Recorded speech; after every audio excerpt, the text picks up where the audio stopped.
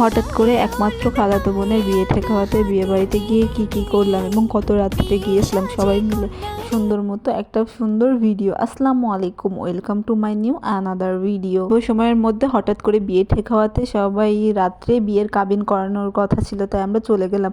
আমি, আমার নানা, ওমর, আদিল এবং আমার নানার খালাতো ভাই এবং আমার সে খালাতো ভাইয়ের এই ছেলেটা, সবাই মিলে চলে গিয়েছিলাম। আমার এই মামাটা আবার গাড়িতে গ্যাস ভরবে, তাই আমাদেরকে নামিয়ে গ্যাস ভরতে নিল। এখানে আমার আদিলকে দেখছি কত সুন্দর, ও আবার একটু কম মানে লজ্জা পেতেছিল বলে চলে গেল। এখানে এবার এসে দেখছি ভেড়ামারা শহর, অনেক দিন পর ভেড়ামারা শহর দেখলাম, প্রায় 3 মাস পর।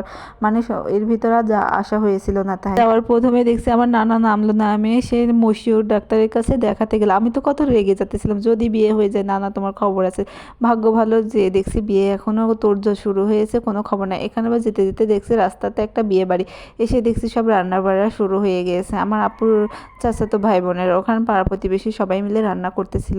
এই যে কত সুন্দর সবাই রান্না তোড়জোড় করছে। এখানে কেউ আলু ছিলছে, কেউ পেঁয়াজ রসুন কাটছে, মানে বাচ্চারাও কত সুন্দর মজা করছে। এখানে দেখছি কি এই পায়েসগুলো তুলছে, এদিকে আবার প্লেটে প্লেটে দেয় না, এরকম করে দেয়।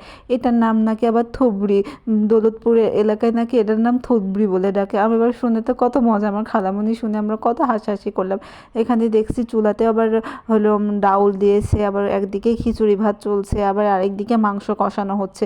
এখানে আদিল আর মার্জি আবার বরের জন্য অপেক্ষা করতেছিল। বউকে সবাই ক্ষীর দিতেছিল, বয়সে বড় যারা হয় তারা নাকি প্রথমে দেয়, তাই আমার এই নানাটা আবার আগে ক্ষীর দিতেছিল।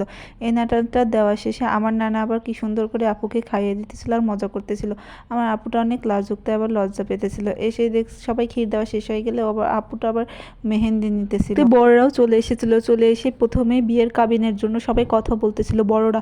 এখানে আবার আমার নানাকে বিয়ের কাবিনের জন্য উকিল করার জন্য নিয়ে গেছিল। বরের কবুল বলা শেষ হয়ে গেলে আমার আপুর কাছে এসেছিল, এসে আবার আপু অনেকটা লজ্জা পেয়ে আবার কবুল বললো। এখানে সবাই বললো, সবাই শুনেছেন, এই বিষয়টা বেশ সুন্দরই লাগে তাই না। শেষ হয়ে গেলেই সবাই খাবার দিতেছিল, কারণ আমরা আবার তাড়াতাড়ি চলে আসবো তো বাসায়, সেজন্য।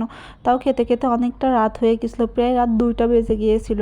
অত দূর থেকে আল্লাহ দরগার সাদিপুর, ওখান থেকে আসতে তো অনেকটা সময় লাগে। তবে ভাত দিল, আলু ঘাটি দিল, তারপর খাসির মাংস দিয়েছিল। দেওয়ার পরে আমি এবার কিছুটা বসেছিলাম, বসে থাকার পর দেখছি দইও দিয়ে দিল। আমি এবার বেশিটা কিছু বাহিরে গেলে খেতে পারি না, বাসায় থাকলে যেটুকু খেতে পারি বাহিরে তাও খেতে পারি না, এটা আমার একটা সমস্যা। এসে দেখছি আমার দুলাভাই আপুকে এই আংটিটা সুন্দর গিফট করেছে। তারপর আমরা সবাই রওনা দিয়েছিলাম। রওনা দেওয়ার পরে ভেড়ামারা এসে থামলাম, থামার পরে নানা ভাই এই লেমন আর এই স্প্রিটটা আমাদের কিনে সবাইকে দিতেছিল, সাথে আদিলেরাও ছিল। আমি, মার্সি, আদিল, সাথে ওমরও ঘুম থেকে উঠে গিয়েছিল। দেখছিলাম নিস্তব্ধ শহর, কতটা সুন্দর লাগছে। তোমরা সবাই জানিও এই ভিডিওটা কেমন লাগলো এবং সবাই মাশাআল্লাহ লিখতে ভুলো না। আল্লাহ হাফিজ।